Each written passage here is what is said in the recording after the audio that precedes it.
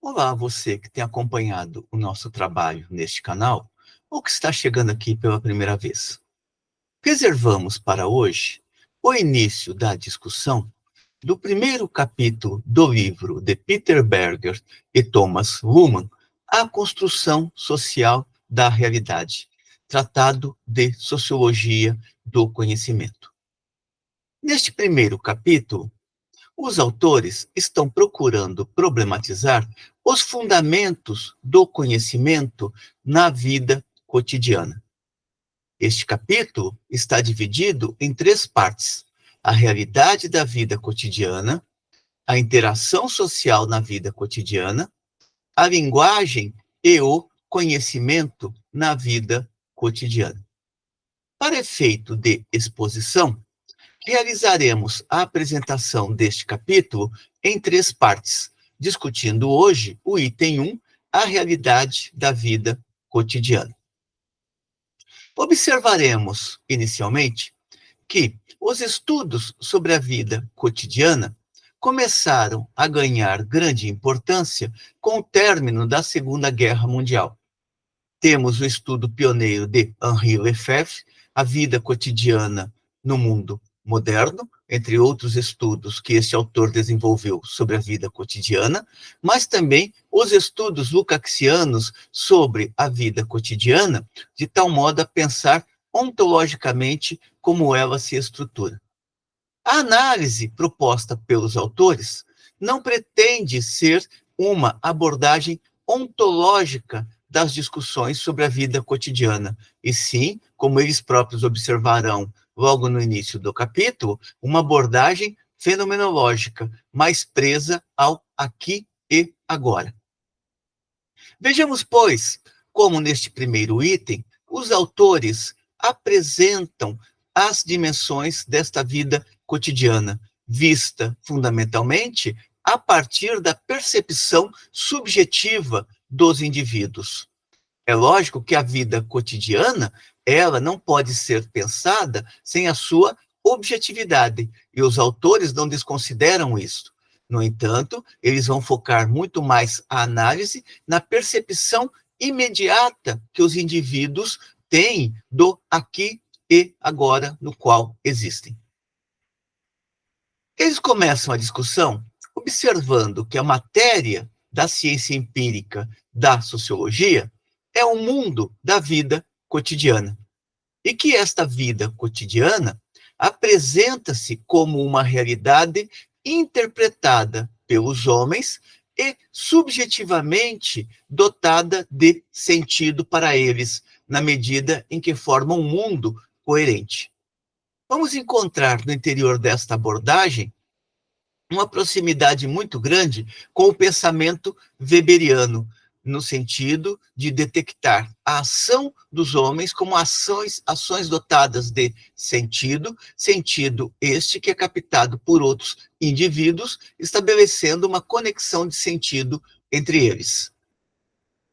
Prossegue os autores observando que o mundo da vida cotidiana é tomado como uma realidade pelos membros da sociedade na conduta subjetivamente dotada de sentido que imprimem as suas vidas. É um mundo que se origina no pensamento e na ação dos homens, sendo afirmado como real para eles.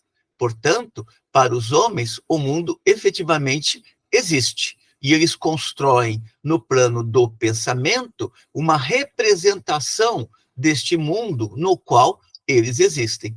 Isto não quer dizer que esta representação seja correta, mas é a maneira como estes homens, dentro de um determinado espaço e tempo, apreenderão a sua existência e trabalharão com estes referenciais para estruturar as respostas que fornecem a este espaço e tempo.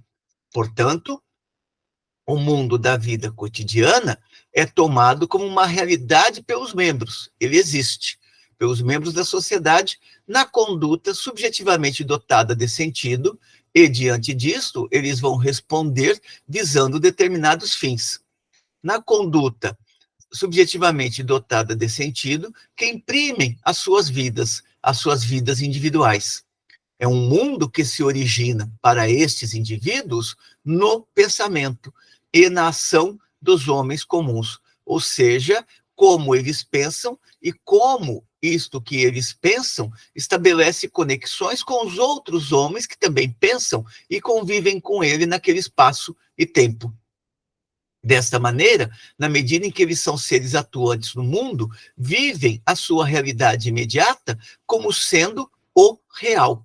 Portanto, aqui os dois autores estão acentuando a dimensão do empírico na vida cotidiana, como que os indivíduos apreendem este empírico imediato e estabelecem respostas ao mundo à luz deste empírico imediato. É somente dentro de certas circunstâncias que eles problematizarão este empírico imediato para descobrir que aquelas impressões que possuíam da realidade não conduzem efetivamente ou não condizem efetivamente com aquilo que a realidade efetivamente é.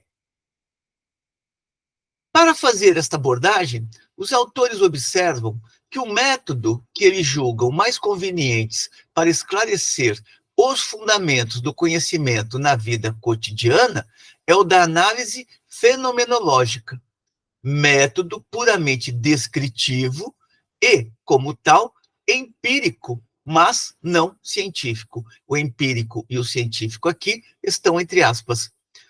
Método puramente descritivo e, como tal, abre aspas, empírico, mas não, abre aspas, científico, segundo o modo como entendemos a natureza das ciências empíricas. Em relação a isto, eles colocam uma observação que é importante ressaltar aqui na nota de rodapé. Esta seção inteira de nosso tratado está baseada nas leituras de Schultz e Luhmann. Em vista disso, os autores se propõem abster de fornecer referências individuais às obras que foram publicadas. A finalidade deles é simplesmente destacar este empírico imediato e a maneira como este empírico imediato vai se apresentar à consciência dos indivíduos. Esta análise fenomenológica, por sua vez, esta análise fenomenológica da vida cotidiana, por sua vez, ou seja, esta análise da experiência subjetiva da vida cotidiana, abstém-se, observam os autores, de qualquer hipótese causal ou genética, ou seja, do processo de formação desta consciência da vida cotidiana, assim como se abstém de afirmações relativas ao status ontológico dos fenômenos analisados. Portanto, os autores não estão preocupados em compreender o processo de formação das ideias, mas sim como que os indivíduos no aqui e agora apreendem a realidade que têm de si e elaboram uma leitura desta realidade para construírem as respostas que fornecerão ao mundo. Essas respostas, em geral, estão pautadas no senso comum. Senso comum no sentido de que é uma determinada ideia que existe no indivíduo, mas uma ideia partilhada também por outros indivíduos. Observarão os autores. O senso comum contém interpretações pré-científicas e quase científicas sobre a realidade cotidiana, que admite como certas. Por que pré-científicas ou quase científicas? Porque a leitura que eles fazem da realidade, ou que o indivíduo faz da realidade, contém certos elementos da objetividade social. Esta leitura, ela só não contempla a investigação a fundo deste empírico que tem diante de si, portanto, da essência desta realidade. Nenhum ser social, ele vai fornecer respostas totalmente incondizentes com elementos básicos da realidade que tem diante de si. Se ele fizesse isso, a sua existência seria catastrófica e ele comprometeria a própria continuidade da sua existência biológica no mundo. No entanto, estas apreensões que os indivíduos fornecem ou obtém da realidade, essas apreensões imediatas, elas não são a apreensão, não constituem a apreensão científica da realidade, mas tão somente a apreensão de elementos básicos que vão nortear a respostas ou as respostas desses indivíduos dentro daquela realidade. Portanto, o senso comum contém interpretações pré-científicas e quase científicas sobre a realidade cotidiana que admite como certas. Se quisermos descrever a realidade do senso comum, temos de nos referir a estas interpretações, assim como temos de levar em conta seu caráter de suposição indubitável, ou seja, os indivíduos, num primeiro momento, não colocam em dúvida que aquela realidade é a realidade, ou seja, que aquilo que estão vendo e percebendo corresponde àquilo que existe e efetivamente é. Os autores observam que a consciência é sempre intencional, ou seja, quando se apreende a realidade, se está aprendendo a realidade com alguma finalidade. A consciência é sempre intencional, sempre tende para ou é dirigida para os objetos. Interessa aqui, para a análise dos autores, este caráter intencional comum de toda consciência. Neste sentido, eles avançam a reflexão observando que objetos diferentes apresentam-se à consciência como constituintes de diferentes esferas da realidade. Isto não significa que existem várias realidades. Implica apenas em dizer que, para os indivíduos na vida cotidiana, a realidade é múltipla. Múltipla no sentido de que existe o mundo do indivíduo, existe o mundo do outro indivíduo, existe o mundo de vários outros indivíduos, portanto, existem parcelas da realidade, existem também parcelas da realidade que não pertencem ao seu mundo. Quando um indivíduo, na vida cotidiana, ele pega uma revista Caras, a primeira observação que ele faz é de que gostaria de pertencer àquela realidade, pertencer àquele mundo, ou seja, ao mundo dos artistas, ao mundo das festas, ao mundo das férias em Bariloche e assim por diante. Mas esta é a percepção imediata da vida cotidiana, de que existem várias realidades.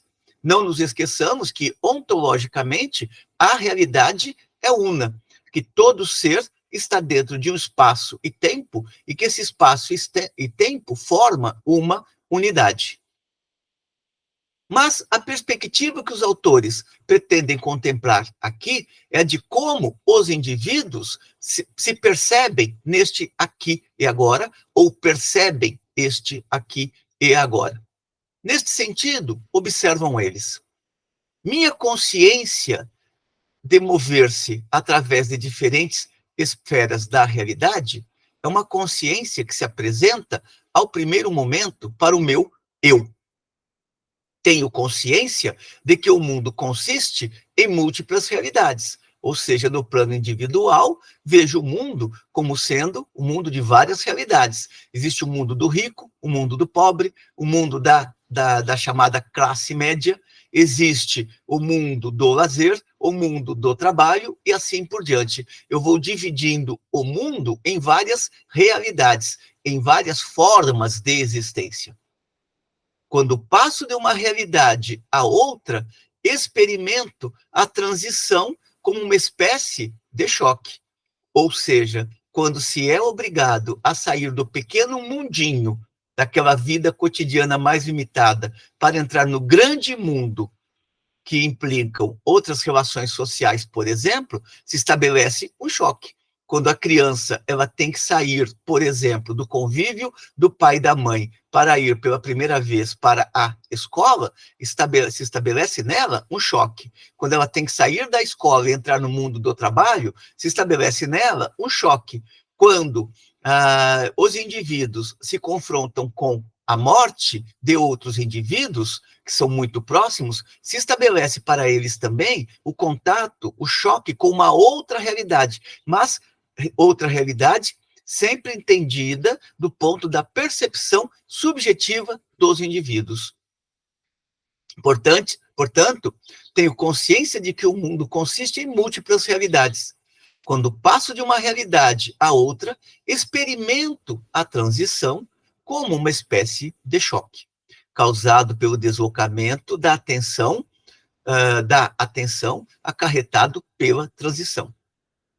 Entre as múltiplas realidades percebidas subjetivamente pelos indivíduos, há uma que se apresenta como sendo a realidade por excelência.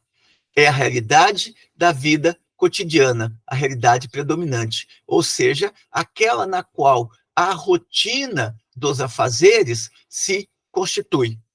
É muito comum se perguntar aos indivíduos: e aí, como é que está a vida? O indivíduo vai falar ou responder em geral: normal, aquela coisa de sempre. Portanto, esta é a realidade da vida cotidiana, é a realidade predominante do ponto de vista da sua subjetividade.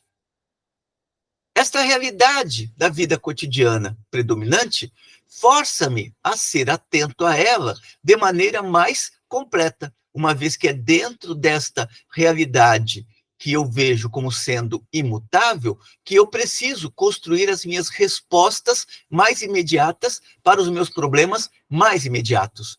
Portanto, força-me a ser atento a ela de maneira mais completa. Este estado de existir na realidade da vida cotidiana e de aprendê-la é considerado por mim normal e evidente. Constitui a minha atitude natural, ou seja, aquelas respostas mais banais e rotineiras que damos à vida cotidiana e que vai estabelecer um certo ritmo de desenvolvimento nos nossos afazeres dentro da vida cotidiana. Só entramos em choque com esta vida cotidiana mais imediata quando aparecem aqueles pontos fora da curva, ou seja, aqueles momentos imprevistos que nos obrigam a reordenar toda a nossa rotina e a reconfigurar e mesmo a problematizar o que deu errado dentro daquele espaço e tempo no qual estamos estabelecendo a nossa rotina. Prosseguem os autores. Apreendo a realidade da vida diária como uma realidade ordenada. Seus fenômenos acham-se previamente dispostos em padrões que parecem ser independentes da apreensão que deles tenho e que se impõem à minha apreensão. Levanto, me preparo para ir à universidade, levanto, me preparo para ir ao trabalho, depois do trabalho vou para o almoço, no almoço termino, volto ao trabalho, saio do trabalho, volto para casa, janto, vejo televisão, descanso, ou seja, existe uma certa rotina que os indivíduos seguem no espaço-tempo de 24 horas. Daí que apreendo a realidade da vida diária como uma realidade ordenada.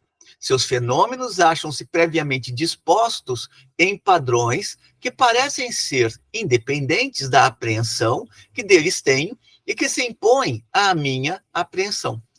A realidade da vida cotidiana aparece já objetivada, ou seja, ela está dada. Quando eu nasci, aquela estrutura já estava colocada, ou aquela forma de vida cotidiana já estava colocada. Isto é, da vida cotidiana aparece já objetivada, isto é, constituída por uma ordem de objetos que foram designados como objetos antes da minha entrada em cena, ou seja, antes que tenhamos nascido. Uma dessas marcas mais rotineiras da vida cotidiana é a linguagem. Quando nascemos, a linguagem já está estabelecida. Lembremos que os autores, sobretudo Peter Berger, dará uma atenção muito grande em seus estudos à questão da linguagem, sobretudo quando vão investigar o processo de socialização ou então o que são as instituições. A linguagem marca as coordenadas de minha vida na sociedade e enche esta vida de objetos dotados de significação. Portanto, quando nascemos, esta linguagem já está posta. Prosseguem os autores. A realidade da vida cotidiana está organizada em torno do aqui do meu corpo e do agora do meu presente. É o foco de minha atenção à realidade da vida cotidiana, o aqui e agora. O aqui e agora na vida cotidiana é o realismo de minha consciência. Ou seja, o mundo que existe, ele não é problematizado nas suas conexões que transcendem o imediato, mas sim, ele é problematizado, quando necessário, à luz do aqui e agora, do meu eu e do eu dos outros, por exemplo. A realidade da vida diária, porém, não se esgota nessas presenças imediatas. Abraça fenômenos que não estão presentes no aqui e agora. No entanto, este indivíduo sempre experimenta a vida cotidiana num primeiro momento, ou no patamar da rotina, no cronograma da rotina, como o aqui e agora. E experimenta este aqui e agora em vários graus de aproximação e distância espacial e temporal. A mais próxima de mim, observam os autores, é a zona da vida cotidiana diretamente acessível à minha manipulação corporal, aquilo que eu posso fazer e que depende apenas da minha pessoa. Esta zona contém o mundo que se acha ao meu alcance, o mundo em que atuo a fim de modificar a realidade dele, ou o mundo em que trabalho. Neste mundo do trabalho, minha consciência é dominada pelo motivo pragmático, ou seja, é útil aquilo que me apresenta a resposta que eu quero, é inútil aquilo que não trouxe os resultados pretendidos. É dominada pelo motivo pragmático, isto é, minha atenção a esse mundo é principalmente determinada por aquilo que estou fazendo, fiz ou planejo fazer nele. Deste modo, é meu mundo por excelência. Lembremos que o pragmatismo é um traço da vida cotidiana, seja nas análises fenomenológicas, seja na análise ontológica. Lembremos, por exemplo, também o estudo de Agnes Heller, O Cotidiano e a História, ou então Sociologia da Vida Cotidiana, na qual ela vai colocar como que, na vida cotidiana, os indivíduos são essencialmente pragmáticos. Eles buscam respostas imediatas. E tão logo conseguem obter favoravelmente estas respostas imediatas, renunciam, num primeiro momento, a problematizar por que aquela resposta deu certo. Simplesmente a utilizam e tentam empregá-la em outras situações. Até que em outras situações não funciona, então eles são obrigados a reproblematizar as respostas que constroem. Nesse mundo do trabalho, minha consciência é dominada pelo motivo pragmático, isto é, minha atenção a este mundo é principalmente determinada por aquilo que estou fazendo, fiz ou planejo fazer nele. Deste modo, é meu mundo por excelência. Sei, evidentemente, que a realidade da vida cotidiana contém zonas que não me são acessíveis desta maneira.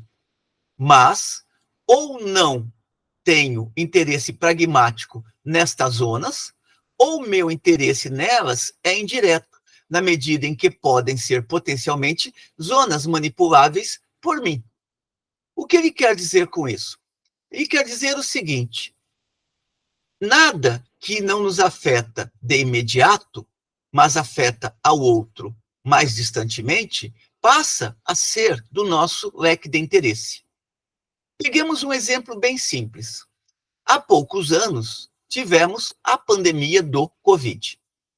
Enquanto o Covid não chegou em território nacional, ele era visto apenas como algo que estava acontecendo na China e em outros países, em relação aos quais não tínhamos nada o que dizer, senão a observar e fazer considerações as mais variadas possíveis.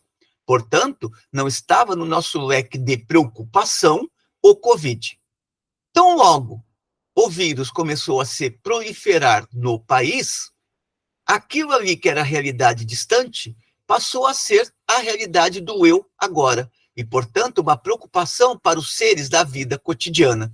Se antes eles não estavam usando máscara, passaram a usar máscara. Se antes não tinham a mínima preocupação com a vacina, passaram a torcer para a existência da vacina e assim por diante. É isto que os autores estão apontando. Enquanto a realidade, entre aspas, ela está distante do indivíduo, o indivíduo não é obrigado a problematizar aquelas, entre aspas, realidades. Mas tão logo aquelas realidades se aproximam do indivíduo na sua existência rotineira, ele é obrigado a contemplá-las como parte do seu problema na vida cotidiana. Deste modo, é meu mundo por excelência. Sei, evidentemente, que a realidade da vida cotidiana contém zonas que não me são acessíveis dessa maneira. Mas, ou não tenho interesse pragmático nessas zonas, ou meu interesse nelas é indireto, na medida em que podem ser potencialmente zonas manipuláveis por mim. Tipicamente, meu interesse nas zonas distantes é menos intenso e, certamente, menos urgente. Estou intensamente interessado no aglomerado de objetos implicados em minha ocupação diária. Portanto, enquanto o problema do Covid ele não chegou efetivamente ao país, os indivíduos se comportavam como se aquilo fosse uma questão para outras nações e não para o território brasileiro. A realidade da vida cotidiana, prosseguem os autores, a realidade da vida cotidiana, além disso, apresenta-se a mim como um mundo intersubjetivo, um mundo de que participo juntamente com outros homens. Intersubjetivo, no sentido de que os homens se percebem como estando dentro de relações sociais, e dentro destas relações sociais desempenham ações dotadas de sentido que são identificadas por outros indivíduos em seus sentidos múltiplos. Não é porque um indivíduo realiza um determinado tipo de ação que os demais interpretarão aquela ação da mesma maneira. Aqui é possível encontrar uma ponte muito grande entre o pensamento dos autores e as reflexões iniciais de Weber em Economia e Sociedade, quando Weber começa a discutir o que são ações dotadas de sentido. Não posso existir na vida cotidiana sem estar continuamente em interação e comunicação com os outros. Sei que minha atitude com relação a este mundo corresponde à atitude dos outros, que eles também compreendem as objetivações graças às quais este mundo é ordenado, que eles também organizam este mundo em torno do aqui e agora de seu estar nele e têm projetos de trabalho nele. Os outros têm uma perspectiva deste mundo comum que não é idêntica à minha, uma vez que necessariamente os projetos que eles possuem dentro do aqui e agora da sua rotina são projetos distintos que outros indivíduos podem ter no seu aqui e agora dentro da rotina. Nesse sentido, ainda considerando a dimensão subjetiva, meus projetos diferem dos deles e podem mesmo entrar em conflito. De todo modo, sei que vivo com eles em um mundo comum. Sei que há uma contínua correspondência entre meus significados e seus significados neste mundo que partilhamos em comum no que respeita à realidade deles. Aqui é a ideia de que cada um teria a sua realidade. A atitude natural é a atitude da consciência do senso comum, precisamente porque se refere a um mundo que é comum a muitos homens. O que possibilita este estabelecimento das relações sociais é o fato de que o universo da rotina tende a ser um universo comum ou próximo para várias individualidades ou para milhares de individualidades. O conhecimento do senso comum é o conhecimento que eu partilho com os outros nas rotinas normais evidentes da vida cotidiana. A realidade da vida cotidiana, neste sentido, é admitida como sendo a realidade, ou seja, existe e ponto. Portanto, do que se trata é de saber como é que eu vou desenvolver a minha existência no interior desta realidade que existe e que está posta para ser respondida.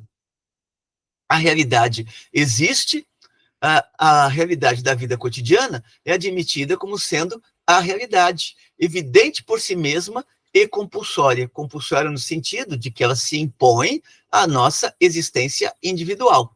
Lembremos, por exemplo, de Durkheim, quando fala das instituições. As instituições existem por vontade dos indivíduos, de acordo com a leitura de Durkheim, mas ela também se impõe aos indivíduos. E basta ver que quando os indivíduos procuram contrariar as instituições se apresentam a eles de uma maneira coercitiva. Sei que a realidade é real, prossegue os autores, embora seja capaz de empenhar-me na dúvida. Só que quando quero contestar a realidade, me vejo na condição de ter que fazer um esforço imenso de problematização. Observam os autores que a vida cotidiana, vista desta perspectiva subjetiva, a vida cotidiana divide-se em setores que são apreendidos rotineiramente e outros que se apresentam a mim com problemas desta ou daquela espécie. Existem aqueles ritmos de vida gerais dentro do nosso espaço de 24 horas, e existe aquele ritmo quebrado por problemas que não estavam no horizonte. Você pode, por exemplo, ter a sua regularidade. Todo dia sai para trabalhar com o carro de Uber. No entanto, vai acontecer um dia que você vai para a garagem, liga o carro e o carro não pega. E isto vai mudar toda a sua dinâmica naquela vida cotidiana, naquele espaço de 24 horas, e vai fazer com que você, por exemplo, tenha um comportamento de destempero, comece a xingar, comece a ficar bravo, dar chute no pneu ou coisa do gênero, e tenha que construir outras respostas. Hoje não dará para trabalhar. Qual é o melhor mecânico? Qual será o problema? Será problema elétrico, mecânico, ou será que o motor fundiu e eu serei obrigado a comprar outro carro? Portanto, a vida cotidiana, do ponto de vista subjetivo, dentro da sua dinâmica corriqueira, ela pode sofrer abalos que vai nos obrigar a problematizar. Enquanto o carro funciona, não paramos para ficar pensando se o carro vai quebrar ou não, se vai funcionar ou se será possível, naquela jornada de trabalho, trabalhar como Uber ou não. A vida cotidiana, prosseguem os autores, enriquece-se quando começa a incorporar a ela o conhecimento e a habilidade requeridos. Portanto, a vida cotidiana não é estática. Nas nossas experiências da vida cotidiana, incorporamos novos elementos que vão enriquecendo a nossa existência nesta própria vida cotidiana.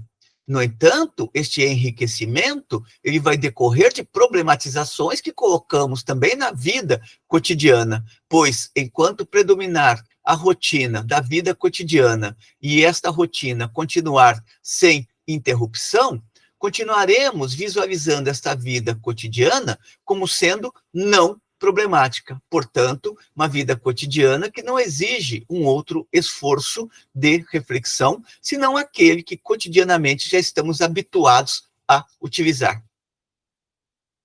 Até que sua continuidade seja interrompida pelo aparecimento de um novo problema, não nos defrontamos com a necessidade de questionar a vida cotidiana. Mas, quando isto acontece, a realidade da vida cotidiana procura integrar o setor problemático dentro daquilo que já é não problemático. O conhecimento do sentido comum da vida cotidiana não deixa, contudo, de se fazer presente. Comparadas à realidade da vida cotidiana, as outras realidades aparecem como campos finitos de significação. Outras realidades no sentido de que, na percepção subjetiva, existem várias realidades no mundo. A percepção subjetiva não vê este mundo como uma unidade, muito menos o mundo na sua gênese. A compreensão na vida cotidiana predomina um materialismo espontâneo, no qual os indivíduos procuram responder aos problemas, mas não predomina aquele materialismo que nos leva a ver a vida como processo, como contradição, como síntese, como saltos qualitativos e assim por diante, como é a análise que a perspectiva ontológica procura trazer para a problematização da vida cotidiana.